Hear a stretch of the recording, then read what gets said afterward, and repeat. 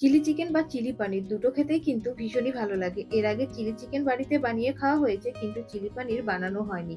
তো কেননা আজকে বাড়িতে চিলি পানিরটা বানানো হোক, তাই এখানে সমস্ত ধরনের জিনিস নিয়ে আমি হাজির হয়ে গেছি। কি করে আমি চিলি পানিরটা বানাচ্ছি সবটাই তোমাদের সাথে শেয়ার করব। এখানে দেখো পনির আছে, এখানে লবণ দিয়ে দিচ্ছি পরিমাণ মতো, তারপরে গোলমরিচের গুঁড়ো, লঙ্কার গুঁড়ো আর সামান্য কর্নফ্লাওয়ার দিয়ে ভালো করে মেখে আমি এবার পনিরগুলোকে ভালো করে ভেজে নিব। দেখো পনির ভাজা হয়ে গেছে।